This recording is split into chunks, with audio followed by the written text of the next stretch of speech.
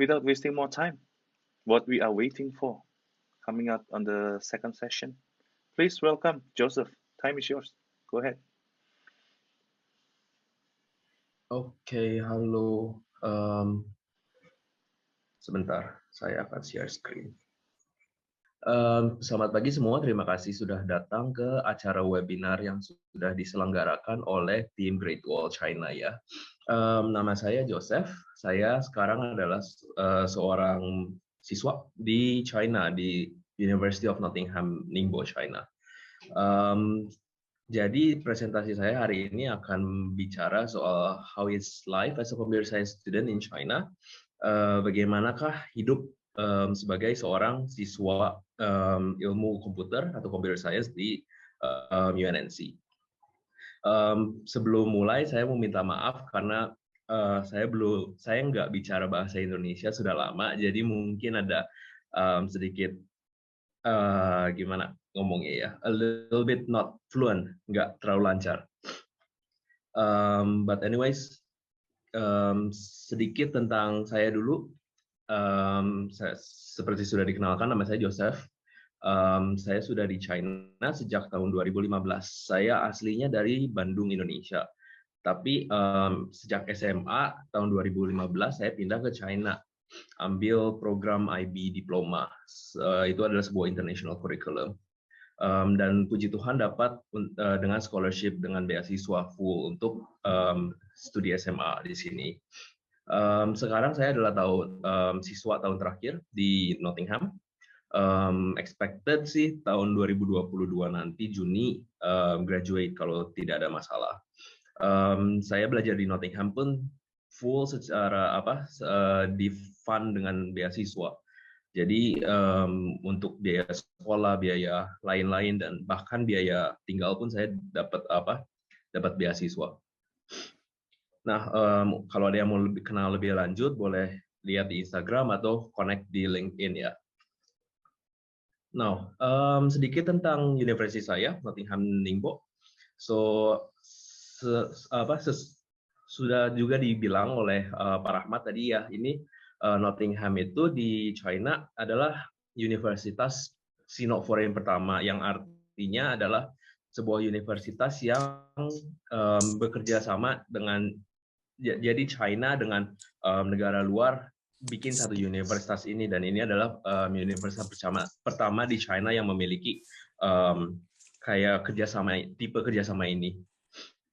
Nah, saya diminta untuk bicara lebih lanjut tentang bagaimana computer science di sini. Jadi untuk kalian yang tertarik belajar computer science di China ataukah di Nottingham, bisa mengenal lebih lanjut apa saja sih yang kita bakal pelajari di sini, apa yang bisa di-expect dan apa yang kalian bakal dapat nantinya dan nggak akan dapat di sini kalau kalian mau di Nottingham. Tapi kalau di uni lain saya kurang tahu. Nah, sebelum masuk ke universitas, sebetulnya saya banyak mikir mau belajar apa sih nantinya pas lagi SMA. Berapa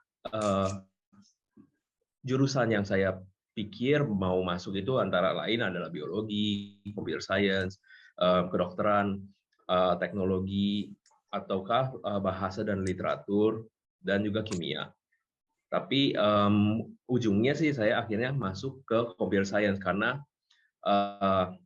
saya punya interest yang sangat kuat di bidang komputer dan basically like coding, bikin project dalam komputer gitu. Jadi saya kenapa pilih computer science itu karena dari kecil sudah di mana-mana itu pakai komputer. Terus dari keluarga juga kita sudah sangat dekat dengan teknologi.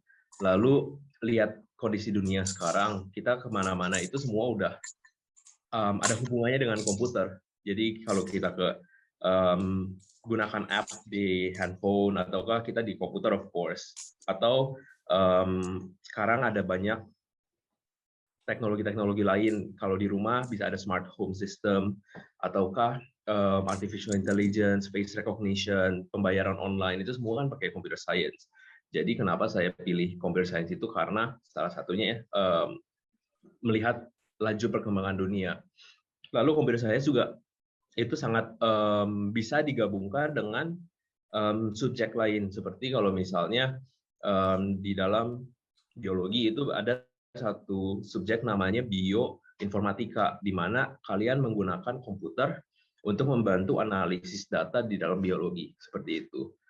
Lalu computer science juga memiliki banyak skill yang kalian bisa dapatkan. Misalnya hanya dengan coding saja kalian bisa melatih cara berpikir, cara problem solving, lalu juga bisa melakukan kayak project management, time management, dan lain-lain. Begitu. Dan yang pasti keren, karena computer science kalau menurut saya itu keren. Nah, jadi presentasi ini saya akan bagi jadi dua. Yang bagian ini itu banyaknya tentang akademik, cara belajar, bukan cara belajar, lebih kayak belajar computer science di sini itu bagaimana. Dan secara general kalau di Nottingham kita belajar itu pakai gimana, kelasnya seperti apa, kita pakai platform online seperti apa, gitu. Lalu di bagian belakang nanti akan sedikit tentang hidup saya secara general di China itu bagaimana. Nah, kalau bisa lihat foto ini tuh kondisi saya belajar kalau masuk ke kelas, karena sekarang di China itu kan sangat safe. Walaupun ada COVID, kita itu belajar online hanya 6 bulan. Lalu sejak tahun ini bulan September, sebetulnya nggak September, bulan Mei bahkan, kita udah bisa mulai masuk ke kelas, tapi waktu bulan Mei dulu masih terbatas. Bulan September ini semua orang udah bisa masuk ke kelas asalkan kalian ada di kampus. Ini foto-foto di kelas pelajaran itu pakai ada PowerPoint, terus karena kita kan ada murid-murid yang masih belum bisa kembali ke China, kita disupport semua dengan teknologi belajar online seperti Zoom, Microsoft Teams, begitu. Teman-teman saya yang ada di Universitas China lain pun bilang sama, kalau mereka semua itu kurang lebih sama, udah bisa balik ke kelas, belajar di kelas, dan yang belajar online semua disupport melalui teknologi ini. Terus kelebihannya di Nottingham itu kita betul-betul support, dan kalian kalau ada belajar online misalnya ada masalah apapun bisa langsung suggest improvement bagaimana yang bisa kalian mau untuk online learning, lalu bakal langsung ditindaklanjutin. Karena teman-temanku di computer science itu begitu, kadang-kadang ada masalah untuk online learning seperti apa, terus mereka input lalu bisa langsung ditindaklanjuti. Nah, untuk platform online kita belajar di sini itu menggunakan Moodle namanya. Jadi Moodle ini dia punya semua mata pelajaran kalian ada di sini, masuk ke link masing-masing satu-satu ini bisa dapat semua bahan pelajaran, karena guru di sini itu semua bakal upload bahan pelajaran seperti lecture notes, lecture videos, terus kalau ada tugas-tugas semua diupload ke sistem ini, jadi semua rapi dan nggak pusing. Terus ini ada timetable tahun lalu saya, kalau dilihat nggak terlalu penuh, walaupun saya jurusan IPA. Nah, untuk sedikit tentang saya studi di sini 4 tahun. Tapi karena nilai saya di SMA itu cukup, jadi saya bisa loncat dari year 1 langsung ke year 2. Jadi begitu masuk uni itu saya masuknya ke tahun kedua, bukan tahun pertama. Jadi kalau di Indo itu semester ketiga langsung. Nah, kalau untuk tahun pertama di Nottingham itu kita belajarnya, atau lebih tepatnya itu teman-teman saya belajarnya, karena saya nggak lewat tahun pertama kan ya. Teman-teman saya itu belajar tentang fondasi ataukah ilmu-ilmu yang bakal membantu pada saat belajar di tahun-tahun berikutnya. Setahu saya di uni China manapun yang lain itu year 1 mostly hampir sama. Jadi ilmu-ilmu knowledge yang bakal digunakan di tahun-tahun berikutnya semua diperkenalkan, diintroduce di tahun pertama ini. Sedikit tentang beberapa modul di sini itu ada fondasi untuk matematika, untuk analytical thinking, Lalu kalau kalian masuk jurusan IPA, biasanya bakal dikasih fisika ataukah kimia. Seperti ini ada foundation mechanics ataukah tentang elektronika dan magnet. Banyak orang yang kalau kalian datang tahun pertama untuk universitas itu bilangnya take it easy, karena pressure dari study itu nggak terlalu besar, masih ada waktu untuk lain-lain seperti cari teman, bikin teman, make friends with other people. Terus karena di Uni of Nottingham ini kita populasi internasional lumayan, ada how many international students we have currently in Nottingham? I think about 200, 300 people, right? We currently have around 450. 450. So, jadi kita murid internasional di sini 450-an kurang lebih, dan banyak opportunity untuk kalian kenalan dengan orang-orang dari banyak negara. Kita total murid di Uni of Nottingham itu kalau nggak salah sekitar 7.000 atau 8.000. Dan populasi internasionalnya sekitar 450. Jadi seperti kalian bisa lihat, banyak opportunity untuk bikin teman dengan orang domestik, Chinese domestik, ataukah even dengan orang murid-murid teman-teman internasional. Jadi tahun pertama itu adalah satu kesempatan yang sangat baik untuk kalian berkenalan dengan budaya China, budaya lain, internasional, bisa juga ikutan organisasi lain yang bakal saya kenalin juga sedikit nanti di bagian kedua presentasi. Nah, untuk tahun kedua itu sebetulnya kalau saya rasa adalah sebenarnya tahun pertama asli. Karena tahun pertama itu kan fondasi. Jadi tahun kedua itu sesuatu yang betul-betul related dengan interest kalian ataukah jurusan kalian. Di tahun kedua saya di sini sih, saya banyaknya belajar soal programming dan matematika. Jadi seperti yang udah ada di di slide, ada beberapa programming bahasa pemrograman yang saya belajar. Beberapa contohnya itu ada C, Java, Haskell, terus MATLAB dan lain-lain. Dan untuk matematikanya kita belajar banyak matematika yang fokusnya untuk penggunaan di computer science. Contohnya proportional calculus ini salah satu tipe matematika yang nggak ada angkanya sama sekali. Jadi semuanya simbol-simbol aneh ini. Tapi ya kalau udah belajar sih nggak takut. Tapi pertama kali masuk gitu kan agak bingung kenapa kok ini banyak simbol aneh gitu. Tapi setelah selesai tahun kedua studi, itu sebetulnya udah langsung siap untuk tahun-tahun berikutnya. Jadi semua kalau kita program atau apapun yang ada matematikanya itu udah siap. Nah, ini beberapa contoh kerjaan saya kayak tugas-tugas di kelas. Di tahun kedua ini salah satunya kita disuruh bikin website untuk jualan masker karena waktu itu kita tiba-tiba belajar online dan COVID. Jadi kita diminta tolong bikin satu website yang aslinya jualan mobil tapi mereka jadi jualan masker gitu. Ini contoh hasil yang saya submit buat tugas. Nah, untuk tahun ketiga itu kalau menurut saya adalah tahun paling asik karena banyak proyek, banyak kesempatan buat belajar lebih lanjut tentang hal-hal yang kalian tertarik.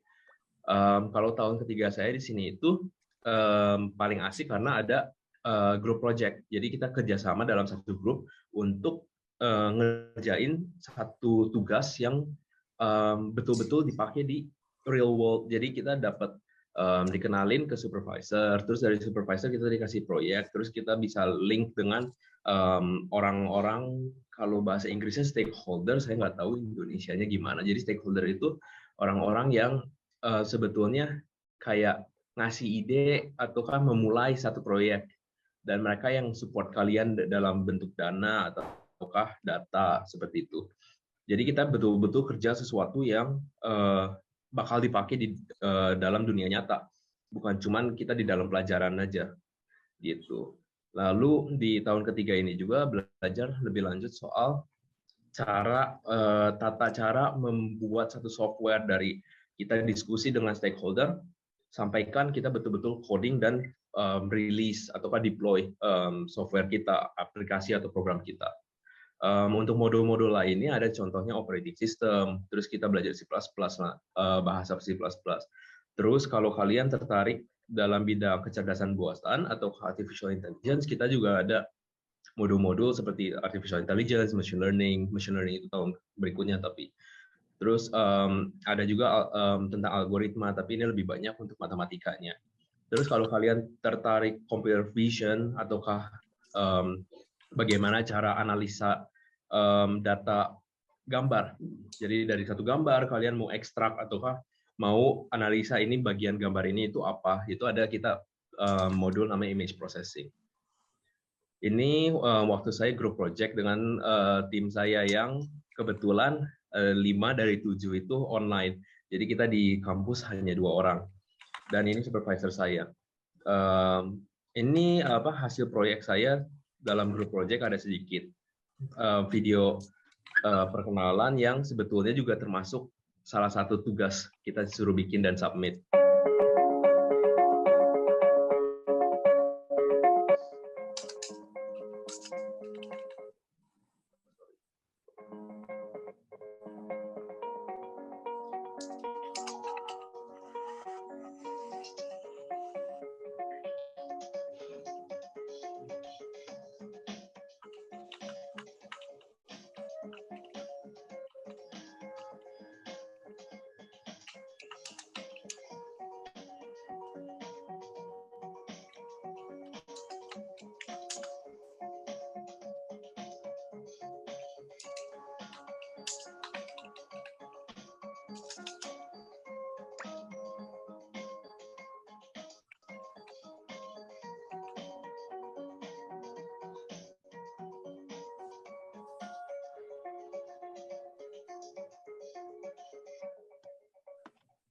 Ya, jadi ini sedikit tentang salah satu proyek yang saya bikin, dan ini kebetulan proyeknya kita sudah diperpanjang untuk digunakan di universitas ini. Jadi belum ada bentuk aslinya, jadi belum dipakai secara penuh. Tapi kita baru kemarin dikontak dari pihak perpustakaan kampus kalau mereka tertarik untuk betul-betul pakai proyek kita. Jadi sesuatu yang kalian bikin di dalam kelas itu nggak cuma untuk tugas, tapi kalian bisa lihat aplikasinya di dunia nyata gitu. Next, yep. Lalu tahun terakhir saya di sini sampai hari ini sih banyaknya tentang mengerjakan skripsi sama modul-modul lebih lanjut lainnya seperti machine learning ataukah etika dalam bidang komputer, dan juga software quality assurance. Ini basically sih tentang memastikan bahwa aplikasi atau program yang kalian bikin itu betul-betul bagus dan nggak banyak bug atau nggak banyak masalahnya. Untuk skripsi saya proyek saya itu bikin satu menggunakan teknologi augmented reality seperti ini. Jadi ini saya pakai satu kacamata khusus untuk menggunakan augmented reality. Jadi bisa memasukkan sesuatu hal yang digital. Oh sorry, ini lambat. Memasukkan satu hal yang digital dan bisa kita lihat di real world. Jadi ini contohnya adalah satu pemadam kebakaran, alat pemadam kebakaran yang digital, tapi saya masukin ke real world. Ini nanti aplikasinya mau dibikin jadi kayak untuk pelatihan pemadam kebakaran. Tapi ini masih tahap awal, ini video diambil bulan September, jadi belum paling update. Jadi ya salah satunya aplikasi computer science itu bisa bikin kayak ginian, itu kan keren. Oke, so next. Oops. Next. Ya. So, untuk kalian yang tertarik belajar computer science atau masih bingung mau belajar computer science enggak, sedikit tips untuk sebelum masuk itu lebih baik pastikan kalau kalian punya fondasi matematika yang cukup bagus. Walaupun belum ada ilmunya, masih belum tahu spesifik tentang matematikanya, tapi paling enggak kalian bisa mengerti soal matematika. Itu penting banget untuk di komputer. Lalu kalau misalnya kalian bisa ada experience untuk coding simple lah, atau kalian udah ada proyek programming, itu bisa lebih bagus lagi karena kita harus belajar bahasa pemrograman itu banyak banget di sini. Saya ngitung ada lebih dari 10 bahasa dalam waktu 3 tahun ini. Jadi kalau pernah programming sebelumnya itu lebih baik. Lalu untuk karena di Nottingham itu kan kita belajarnya full pakai bahasa Inggris. Jadi lebih baik kalau misalnya kalian bisa mengerti bahasa Inggris yang cukup advance untuk untuk bidang, untuk jurusan yang kalian mau. Kalau kalian mau ke universitas lain di China, biasanya kalau program bahasa Mandarin ya kalian harus dapat HSK level yang sesuai. Tapi saya nggak terlalu nggak terlalu yakin untuk HSK level setiap universitas beda-beda, karena waktu saya apply untuk universitas lain, contohnya saya apply ke Shanghai Jiao Tong University, mereka minta saya HSK level 5. Tapi kalau di Tsinghua teman saya apply, dia minta HSK level 6. Jadi sebelum apply ya harus cek dulu, mungkin teman-teman di Great Wall China juga bisa bantu untuk waktu apply universitas nanti kalau kalian memang mau ke China, which I highly recommend. Nah, untuk sedikit soal online learning, kita sudah tadi saya kasih lihat sedikit tentang Moodle, terus kita pakai Microsoft Teams. Jadi setiap modul kalian itu ada Teams-nya, bisa ngobrol langsung dengan profesor, dan setiap kelas itu bakal di live stream, dan recording kelasnya bakal disediakan online. Jadi kalian bisa download dan nonton lagi setelahnya. Kalau misalnya kayak teman saya yang ada di Afrika sekarang, mereka kan time zone-nya beda. Jadi bisa nanti datang kelasnya sambil nonton gitu. Nah, untuk sedikit tentang bagaimana saya rencananya setelah lulus. Setelah lulus itu pertama apa yang saya bakal dapat dari belajar computer science di UNNC itu pastinya banyak inilah. Ada coding, ada cara melakukan eksperimen, terus belajar banyak bahasa pemrograman, cara menulis artikel, menulis laporan, lalu matematikanya, terus cara analisa data, dan beberapa skill yang bisa ditransfer ke bidang lain. Itu contohnya adalah project planning, jadi dan manajemen. Jadi bagaimana cara memanage satu project yang besar dan cara memanage teman-teman tim kalian gitu. Lalu ada juga problem solving, terus teamwork pastinya, terus cara manage waktu, karena penting banget, karena di sini itu computer science cukup berat, banyak tugas dan kelasnya, dan juga PR dan macam-macam. Dan kalau kalian ada contohnya kerja magang di sini, saya ada kerja magang di sini, jadi harus bisa manage waktu dengan sangat baik. Lalu harus bisa belajar secara independen, karena nggak semua kita dikenalin di dalam kelas. Jadi kalau mau belajar sesuatu yang lebih, itu harus tahu sendiri, harus bisa, oh saya mau belajar lebih lanjut tentang ini, dan saya harus meluangkan sekian waktu untuk belajar ini. Itu setelah selesai belajar computer science pasti bisa.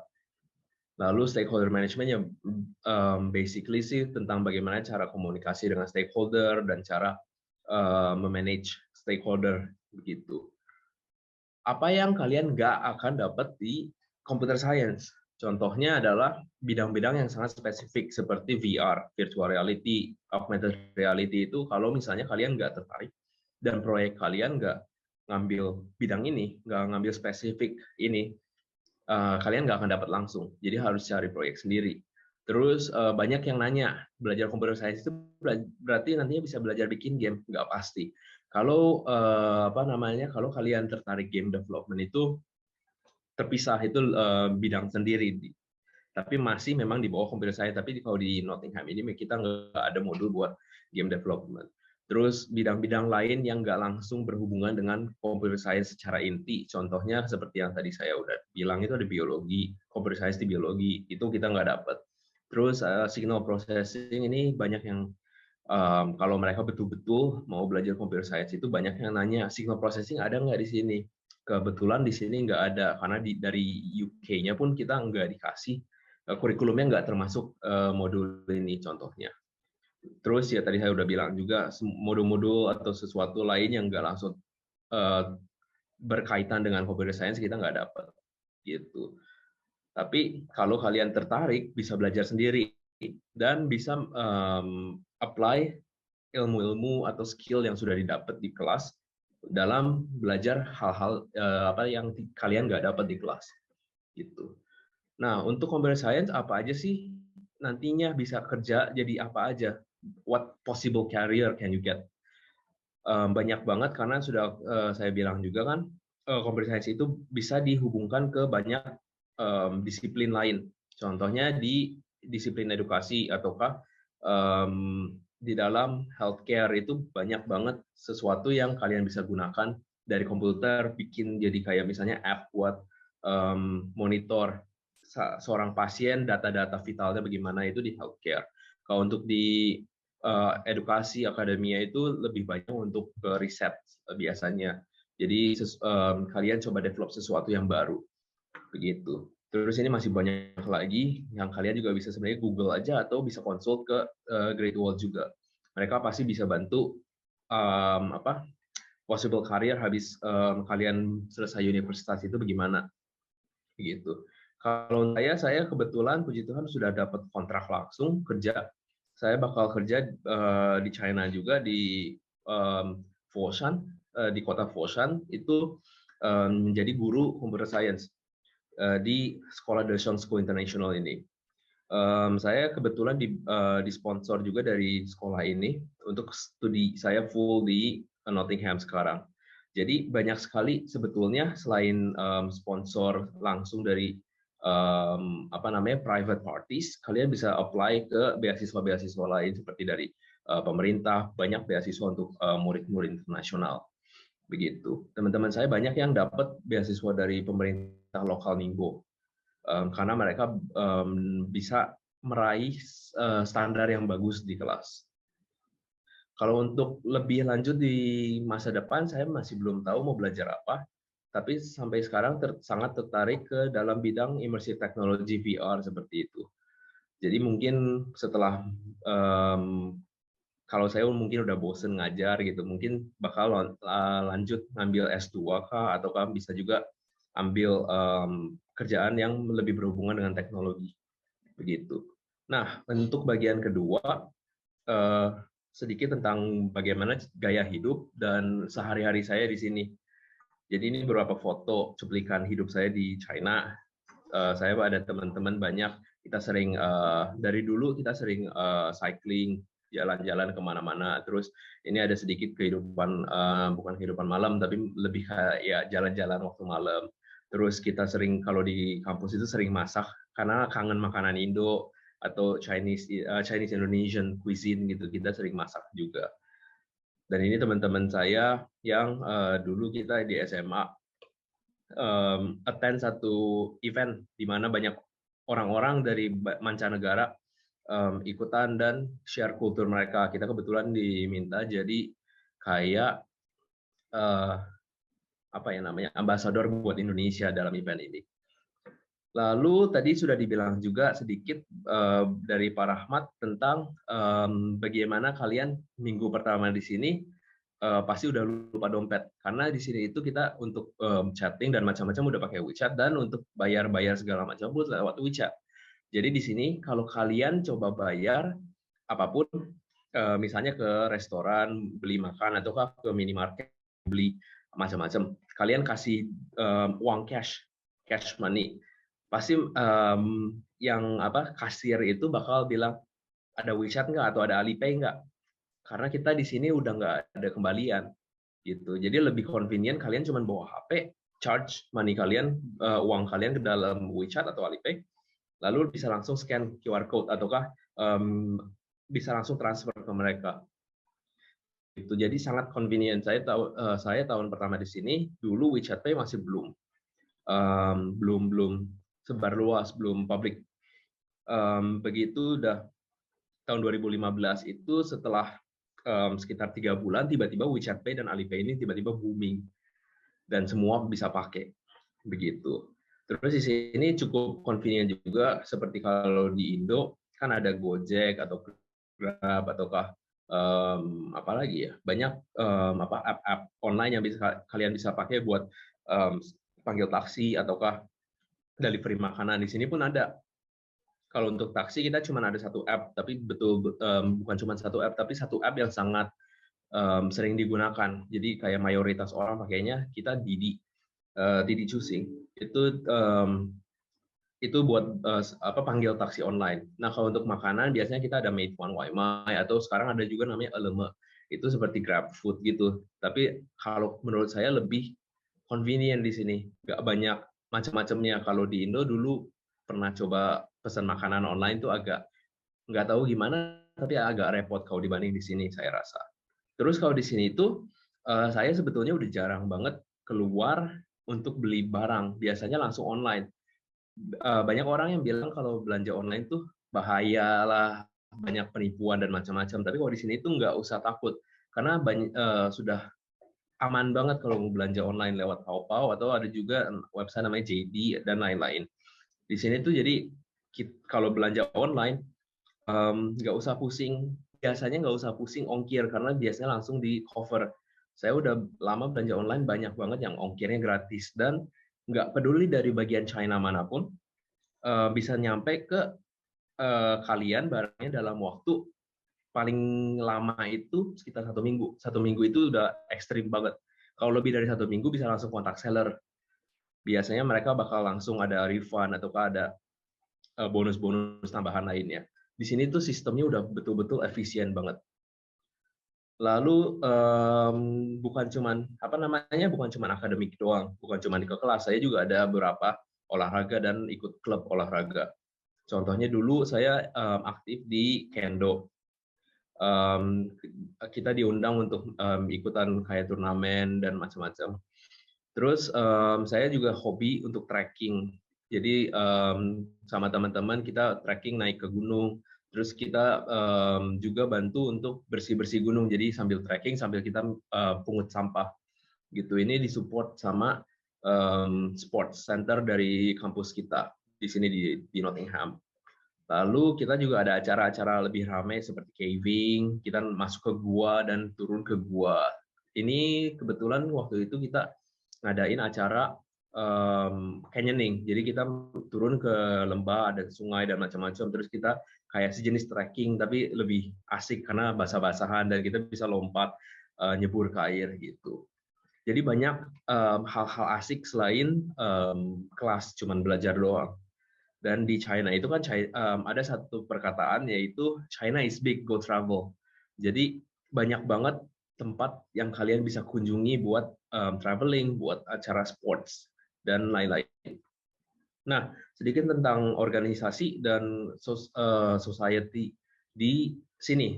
Kalau untuk di Ningbo, kita ada perhimpunan mahasiswa Tiongkok di Ningbo, atau disebut Permit Ningbo. Saya sekarang adalah anggota dari salah satu sub organisasi dari Permit, yaitu Jas Merah, di mana kita kerja banyak untuk ngadain acara-acara yang kayak show out Indonesian culture ke orang-orang lokal.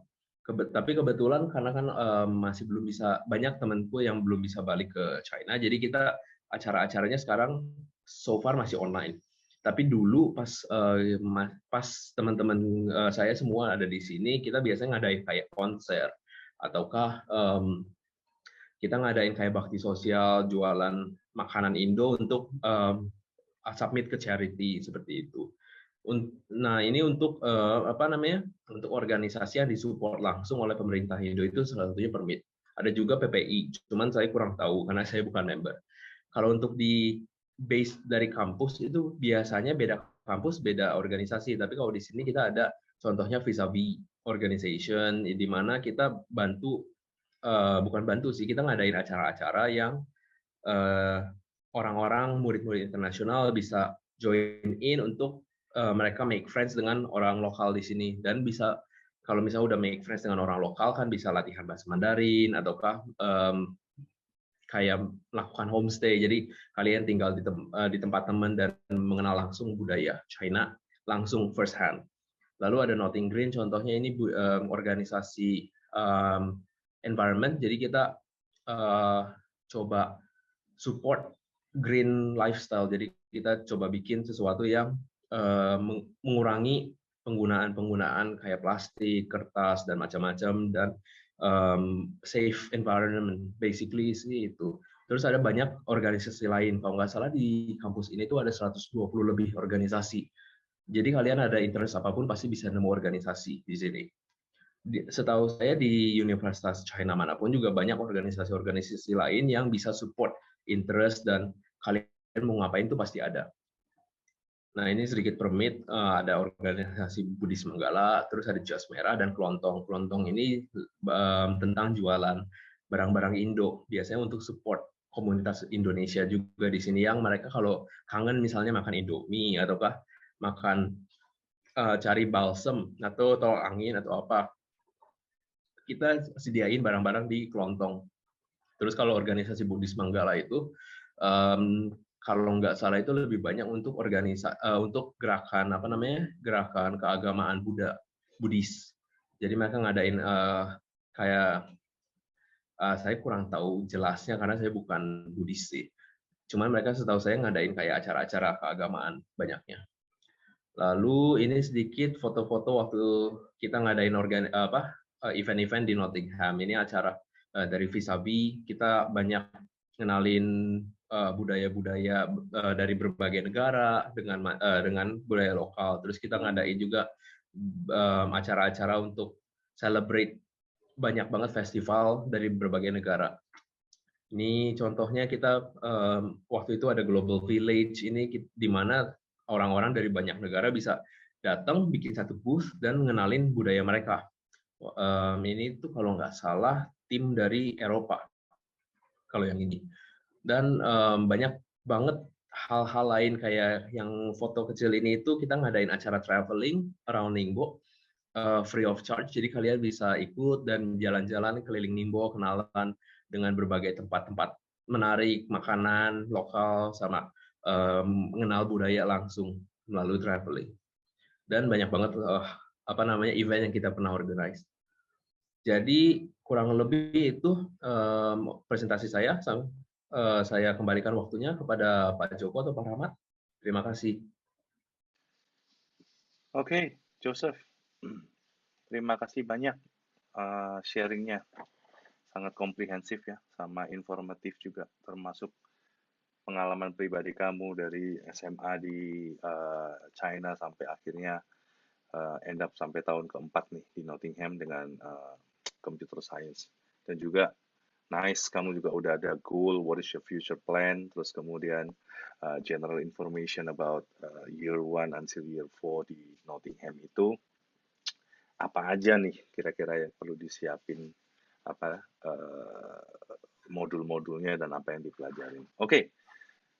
We really hope that student and parents dapat deeper understanding about China education, terus kemudian information about Nottingham, especially juga major of the computer science. Ya. Semoga ini bisa mendorong minat adik-adik kelas ini, adik-adik kita untuk think about study ke China, dan juga mungkin banyak juga yang minat dengan computer science major, karena computer science ini one of the hottest major kalau di China ya, besides economic, yang cuman computer science ini luas, jadi bisa lari ke data science, big data, dan lain sebagainya, statistik even.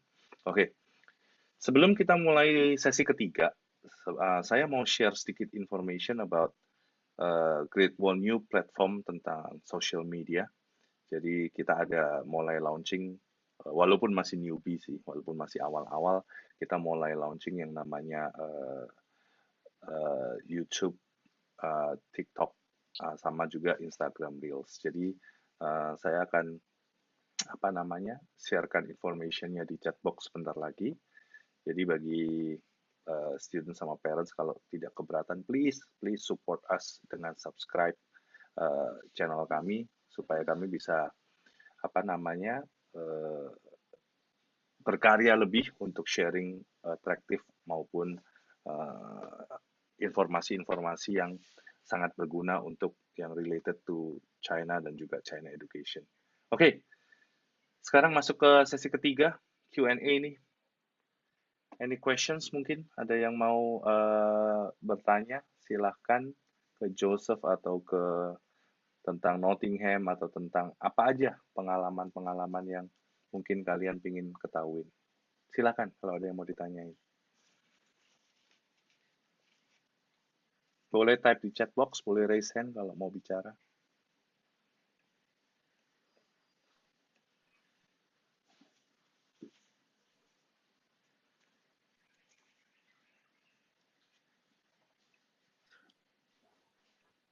Oke, ada satu pertanyaan masuk. Thanks. Oke. Joseph, seperti tadi pertanyaannya simple sih. Maksudnya saya rangkum ya pertanyaannya adalah Joseph sempat mention bahwa pada waktu start di Nottingham itu Anda jump ke tahun kedua. Nah, Betul, ya. Bisa cerita sedikit nggak kenapa bisa jump tahun kedua? Apakah kamu dari backgroundnya IB ataupun mungkin? Silakan. Oke. Jadi bisa jam tahun kedua itu sebetulnya ada beberapa faktor sih. Faktor pertama, karena saya bahasa Inggrisnya udah cukup advance, karena saya dari keluarga dulu udah bicara bahasa Inggris. Jadi terus kita di SMA pun belajarnya pakai bahasa Inggris sebagai bahasa pertamanya. Jadi kita nggak usah ngambil, jadi saya nggak usah ngambil IELTS atau TOEFL lagi. Jadi untuk requirement bahasa Inggris sudah langsung langsung skip. Lalu terus kalau kita ngambil karena kan Nottingham itu university dari UK. Jadi kita acknowledge kalau kalian pernah ngambil kurikulum yang contohnya O level, A level, IGCSE atau IB. Karena ini international curriculum. Jadi kalau kalian udah lulus dengan skor ataukah dengan hasil yang cukup, bisa langsung bilang ke admission office dan bisa dikasih skip year one, yaitu foundation year, karena untuk IB yang saya ambil program IB itu kita udah dikasih dikasih ilmu knowledge yang cukup untuk cover semua hal dari tahun pertama di Nottingham begitu. Oke, jadi memang Nottingham recognize IB ataupun A level Cambridge ya. Jadi bagi kalian yang doing international certificate, selama nilai kalian mencukupi requirement dari Nottingham, maka yes, you can jump to the second year. Jadi you may skip the foundation of year one itu untuk nggak usah ikut langsung tahun kedua. Joseph, ada satu pertanyaan menarik banget nih dari mungkin salah satu orang tua ya. Thank you Bu Irene, questionnya. Silakan Joseph. Oke, jadi pertanyaannya itu menanyakan apakah bisa dapat kerjaan di China. Biasa yang dilihat kriterianya seperti apa. Terus ada lanjutannya itu biasa imigrasi dari China itu kasih waktu berapa lama sih untuk cari kerjaan di sana setelah lulus uni. Bisa dapat kerjaan di China, bisa. Setelah lulus itu kita kalau di uni saya di Nottingham ini kita disupport dari uninya sendiri. Kita ada program Careers and Counseling Service, right? I think that's the name. Yeah. To support students' careers. So ada kantor khusus untuk bantu siswa cari kerjaan setelah lulus. Jadi bisa dapat kerjaan di China. Biasa yang dilihat kriteria seperti apa, tergantung cari kerjaan apa. Kalau untuk contohnya saya bakal jadi guru SMA.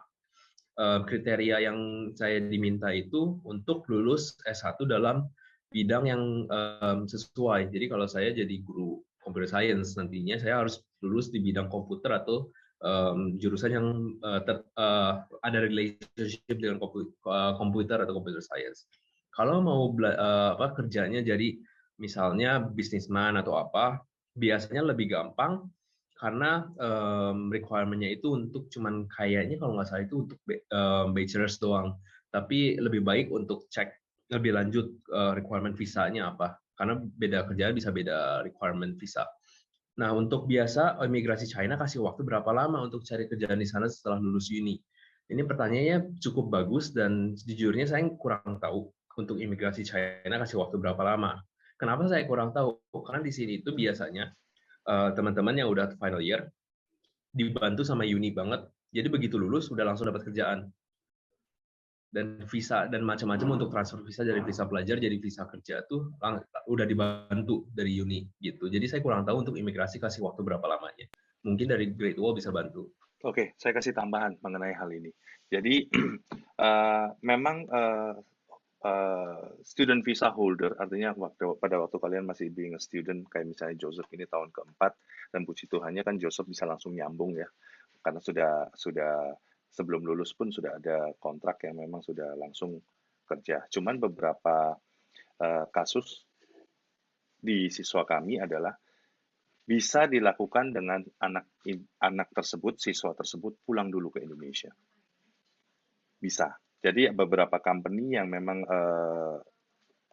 anak ini nyarinya mepet gitu ya, baru dapat kerjanya mepet dan expired visanya udah mau habis, itu bisa pulang ke Indonesia dulu dengan membawa semua perlengkapan dokumen, yaitu company yang ada di China yang menerima kamu kerja dan lain sebagainya, dan apply visa kerjanya dari Indonesia. Jadi dari Indonesia, China Embassy ataupun konsulat bisa menerbitkan visa working visa. Jadi kalian berangkat itu sudah bukan visa turis ataupun visa student, melainkan visa kerja. Jadi nggak usah bingung banget mengenai itu. Yang penting adalah dapat dulu company-nya yang bisa terima kita untuk kita bekerja di sana. Soal dokumen mah nggak terlalu susah kok, nggak terlalu susah.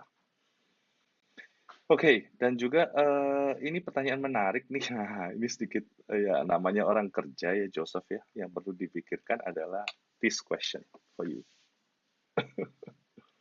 Kalau nggak keberatan, ini pertanyaannya, kalau nggak keberatan, bayaran sebagai ekspat di sini baik nggak?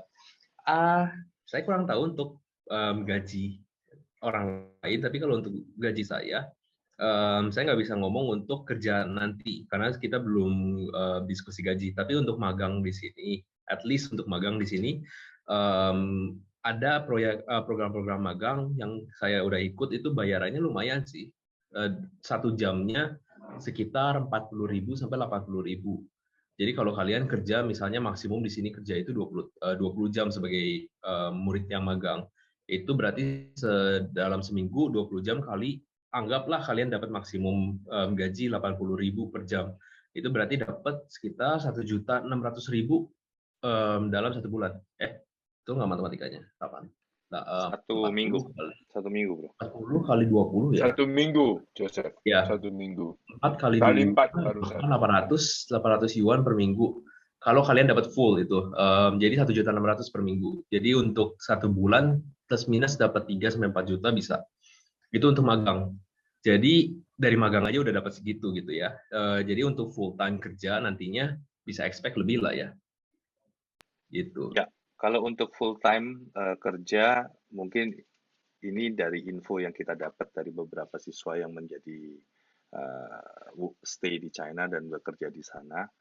Memang for the Indonesian students yang kerja itu memang terhitung sebagai expatriate di China ya, dan kemudian which field yang bayarannya paling gede kan gitu.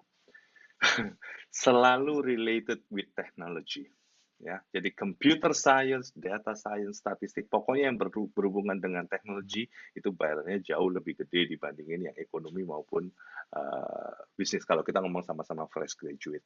Nah, cuman mengenai biayanya berapa dan lain sebagainya, ini kita yang dapat dari beberapa sumber itu berkisar tergantung kota juga ya, tergantung kota juga. Cuman kita ngomong first city, second city lah, katakanlah first city-nya ya Beijing, Shanghai, Guangzhou, kemudian ada Ningbo, ada Hangzhou dan lain sebagainya, Shenzhen dan lain sebagainya. Itu estimated sekitar 15.000 sampai 25.000 renminbi per bulan. Ya, jadi itu sekitar ya topnya sekitar 50 juta per bulan, bawahnya sekitar ya 40 juta deh sebulan. hampir 40 juta. Jadi related with technology ini yang paling hot, bayarannya paling gede, dan juga banyak yang company di sini yang minta untuk itu, skill itu. Bahkan kita punya pengalaman satu siswa kita, ya ini namanya hoki ya kalau bahasa ngomongnya, luck, itu nggak kemana-mana karena dia ini orang Indonesia bekerja di Shanghai, terus kemudian by the time bosnya baru tahu kalau dia itu expatriate, artinya dari Indonesia, dia dikirim bekerja di Jakarta. Jadi dia pulang kampung, tapi company-nya di Shanghai, salary-nya ikut Shanghai, dapat facilities apartment, mobil, dan lain sebagainya. Wah, luar biasa ini orang. Ya, jadi memang kalau ngomongin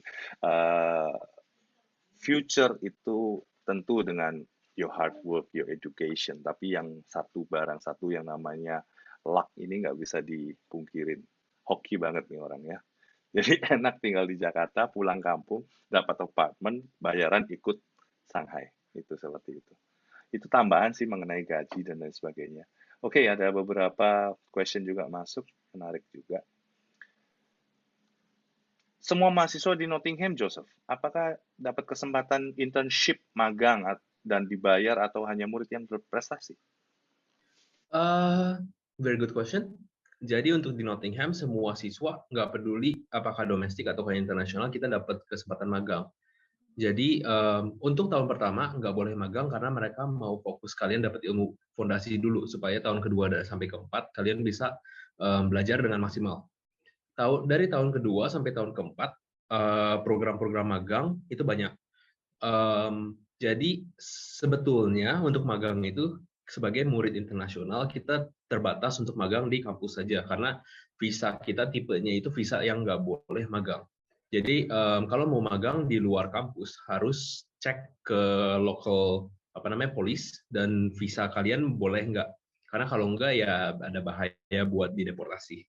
Tapi untuk pertanyaannya tadi apakah dikasih opportunity untuk magang? Yes, ada banyak banget di sini. Jadi nggak limited untuk murid yang berprestasi ya, bahwa setiap siswa memiliki kesempatan yang sama untuk magang dan lain sebagainya. Betul, ya. Oke. Ini sedikit hubungan dengan magang. Apakah magang masuk dalam kurikulum nggak ya, SKS ya? Kredit ya? Tergantung. Kalau beberapa mata pelajaran atau jurusan ada yang wajib magang. Kalau teman saya yang ngambil civil engineering di sini, mereka tahun keempatnya kalau nggak salah ada satu modul dapat 20 kredit untuk magang 3 bulan. Jadi cuma kerja dan bikin laporan kerja kalian apa, dapat 20 kredit. Gitu. Oke, jadi depends on your major ya. Ya, kalau major saya enggak. Oke.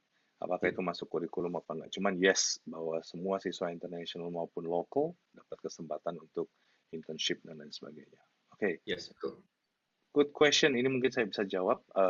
Apakah ada tes masuk untuk Nottingham? No, not at all. Ya, jadi semua siswa fight dengan nilai SMA yang terbaik dan juga IELTS tentunya atau TOEFL setinggi-tingginya. Nah, untuk itu selain acceptance rate juga tinggi, maka kalian juga akan bisa fight untuk scholarship. Nah, ngomongin scholarship, Nottingham ini cukup banyak ya scholarship-nya dan juga dibagi berbagai macam. Mungkin Pak Rahmat bisa share sedikit scholarship mengenai Nottingham, please. Jadi scholarship Nottingham ini ada 2 tipe ya.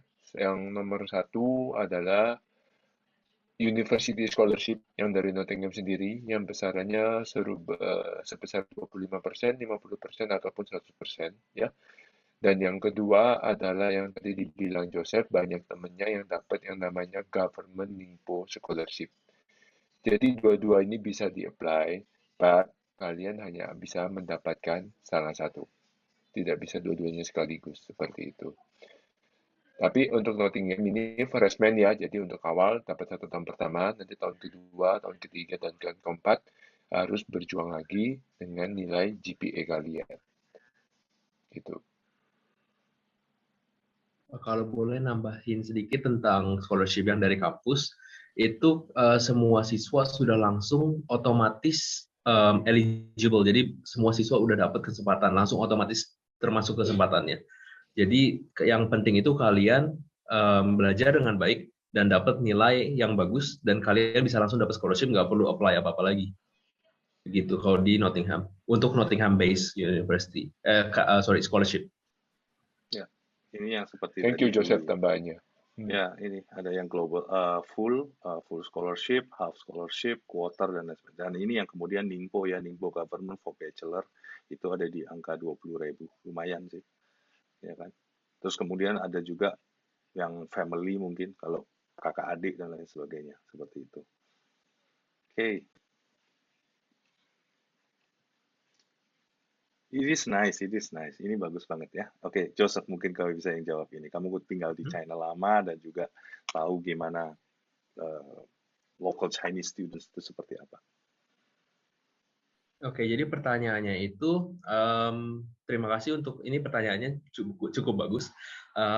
Ada anggapan bahwa orang lokal China itu lebih pintar daripada kita mungkin orang luar atau orang Indo. Apa nggak susah kita dapat kerjaan di China? Ini pertanyaannya bagus banget karena cukup susah dijawab. Orang lokal lebih pintar bisa jadi enggak, tergantung kitanya juga. Kalau untuk saya sih lihat teman-teman saya itu betul-betul memang orangnya pintar karena dari mereka belajar dari sistem belajar di sini itu mereka akademis itu salah satu hal yang sangat top di dalam budaya mereka. Mereka sangat kompetisi di dalam pelajaran itu jauh lebih berat daripada di Indo. Kalau ini memang betul. Tapi apa nggak susah kita dapat kerjaan di China? Tergantung kalian kerjanya mau jadi apa, mau apply kemana. Itu bisa jadi lebih susah, bisa jadi enggak. Kalau misalnya kalian mau kerjanya jadi mungkin orang kantoran, apply ke company-company di sini. Mungkin agak lebih susah dapat kerja karena mereka mungkin lebih prefer orang lokal, contohnya. Tapi kalau misalnya kalian cari kerja yang memang seorang expat yang dibutuhkan, misalnya satu company yang mereka bikin ada bisnis di Asia Tenggara dan kebetulan kita kan orang Indo. Nah ini pasti kita lebih gampang dapat kerjanya. Jadi itu betul-betul tergantung kalian mau kerjanya jadi apa, apply kemana, begitu. Ya, jadi jangan takut beranggapan bahwa Zhongguo Penti Xuesheng itu semuanya jago-jago ya. Tiap orang pasti diciptakan punya spirit semangat belajar sama-sama. Kita nggak boleh kalah nantinya. Dan kesempatan untuk kerja di China bagi orang asing sangat terbuka luas ya. Terutama Indonesia saat ini dengan China memang kalau boleh dibilang secara politically dan secara ekonomik dan segala macamnya memang lagi mesra-mesranya ya.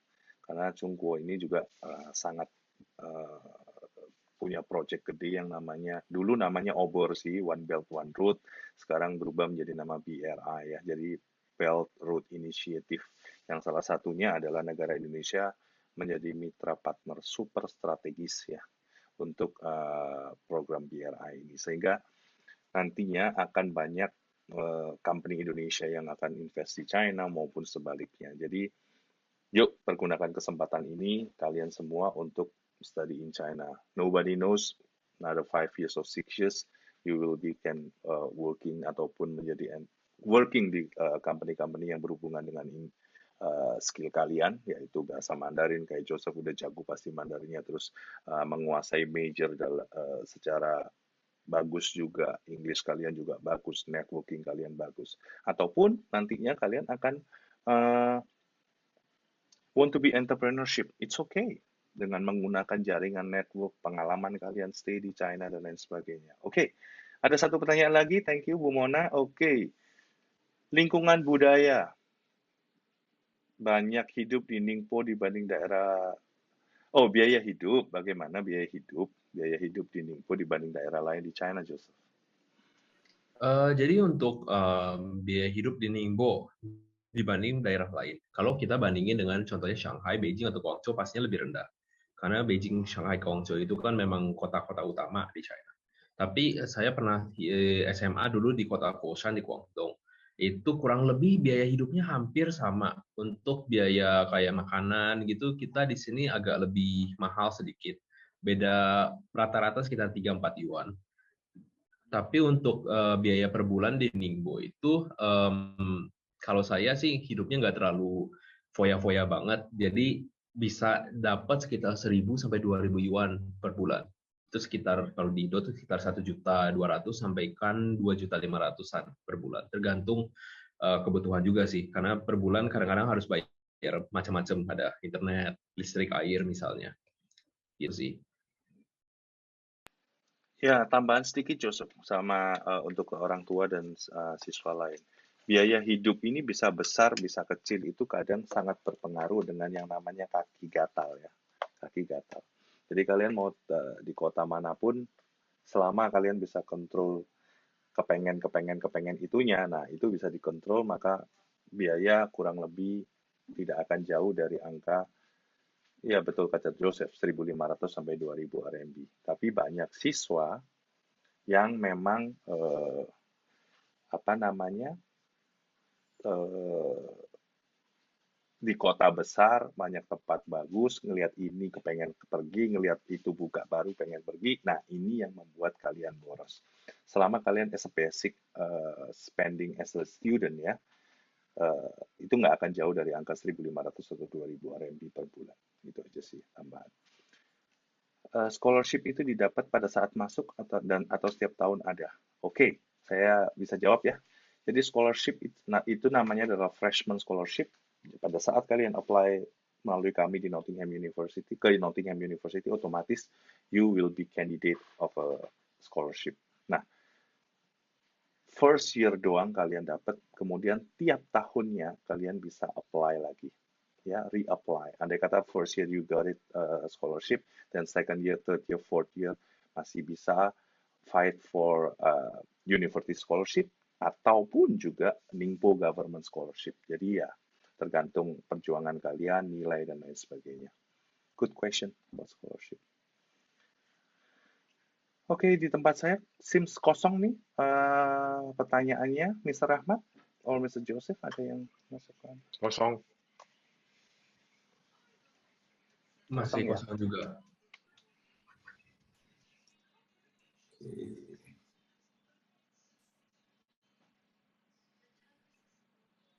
Ya, masih belum ada questions. Oke, tapi jangan lupa nanti bagi misalnya ada teman ataupun lain. Oh sorry, ada satu masuk. Oke, sedikit menyimpang nggak apa-apa sih ke saya pertanyaannya. Unit seperti Zhejiang, Shanghai, Jiaotong, Tsinghua dan lain-lain, apakah mereka ada program magang juga? Yes, ada.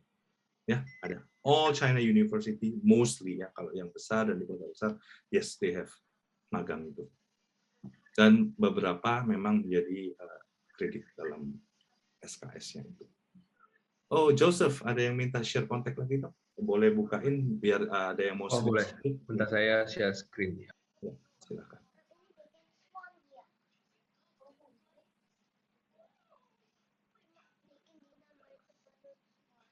Thanks, Joseph ya. Ya, silakan bagi yang mau screen capture kontaknya Joseph. Oh, you have the website, Joseph. Mute. Ada website tapi masih belum jadi. Oke, keren. Kalau ada yang mau kontak bisa via WA nomornya ini atau email atau ke website, tapi website ini belum jadi sih, baru proyek kecil-kecilan. Bentar saya kasih lihat ini Instagram sama LinkedIn kalau dia tertarik juga. Boleh, silakan. Screen cap ini Instagram sama LinkedIn saya copy ke belakang. Oke, semoga kelihatan. Jadiin satu deh, biar di screenshot. Oke, silakan. Ya. Yang mau ambil datanya, silakan screenshot. Kalau ada yang tertarik menghubungi atau ada pertanyaan lebih lanjut untuk Nottingham, terutama bisa kontak saya di sini. Atau bisa juga kontak teman-teman di Great Wall juga. Ya, tapi bagi pelaku yang mau details mengenai gimana hidup, nah itu Joseph yang lebih details. Walaupun saya sudah beberapa kali ke Nottingham, tapi kan nggak stay. Oke, kalau since no more questions, saya akan tutup webinar ini. Pertama-tama saya ucapkan pertama kali thank you so much Joseph for supporting and sharing your information. Terus kemudian Mr. Patrick Nottingham, thank you so much for being support and lovely partner. Thank you, Mr. Rahmat. So, yes, kita berharap apa yang kita sampaikan, yang kita sharekan hari ini bisa ya bermanfaat untuk insight kalian mengenai China education, about Nottingham dan lain sebagainya. Okay, thank you everyone. Have a good, wonderful weekend. Okay, stay safe and stay healthy. Bye bye everyone.